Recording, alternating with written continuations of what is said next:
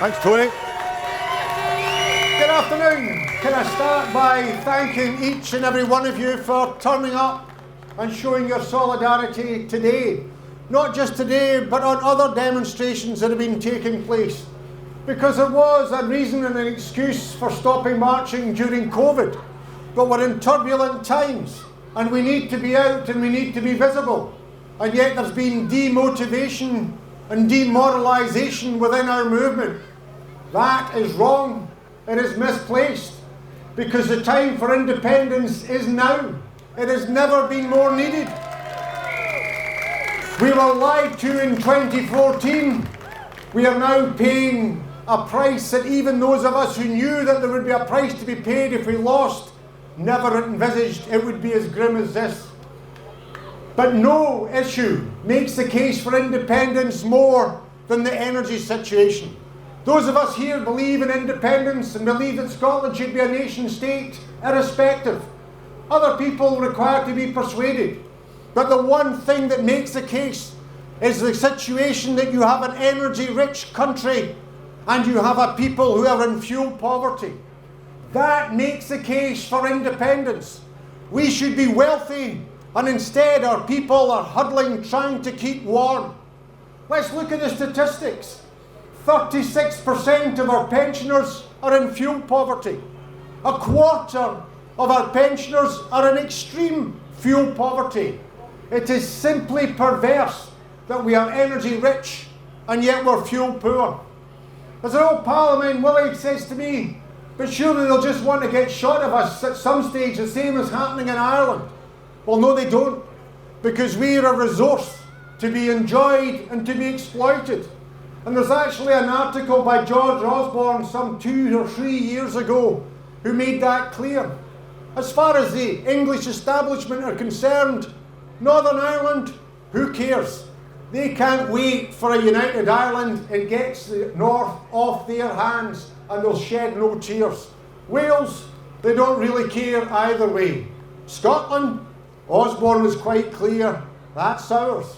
Why is it ours? Well, they like to enjoy it. If their kids can't get into Oxford or Cambridge, they can come up to St Andrews or Edinburgh or Glasgow.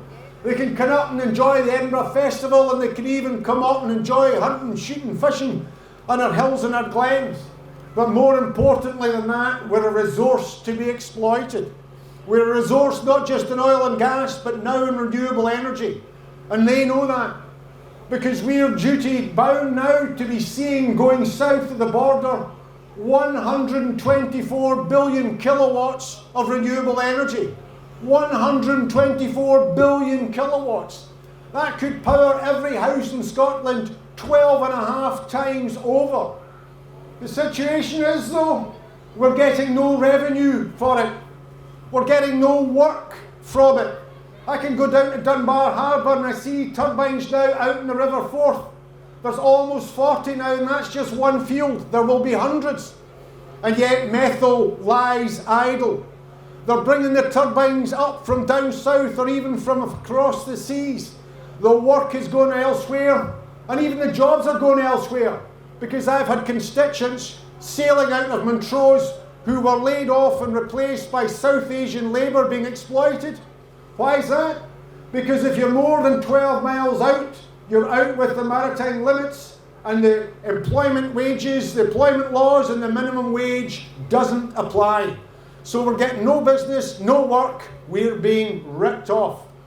That's just the situation with renewable energy. People in East Lothian can see the turbines in the Lammermuirs and they can see the turbines offshore. And yet we are going to get our environment damaged because they want it fast and cheap and they'll put up pylons rather than cabling it. And yet we can't afford to heat our homes. It's a replication of what happened with oil. Norway discovered oil and got immensely rich. We discovered oil, as Jim Siller said, and have seen an industrial desert made. 40 years ago, the big fight was the miners' strike. But now in oil and gas, the big fight is Grangemouth Refinery. We have to make a stand for that.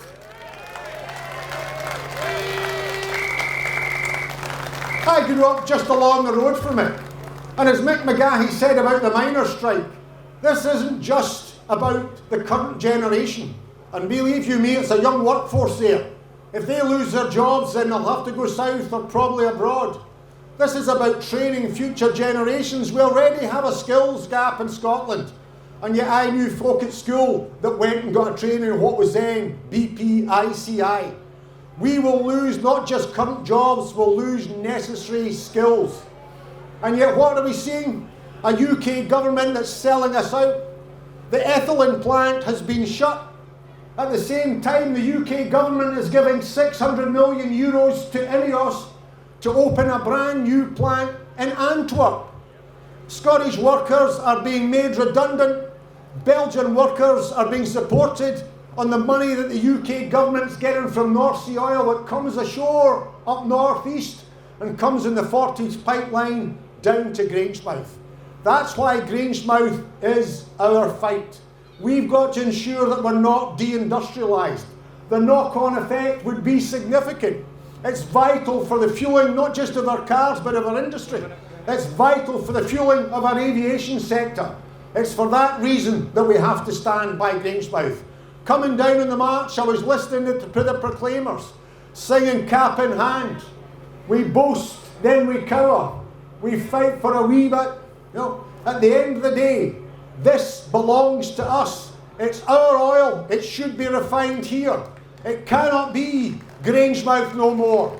What it must be union no more. For that we need a strategy, we need a movement back together, and we need to be pushing for independence, not running from it or hiding from it. Thank you. Amen to that.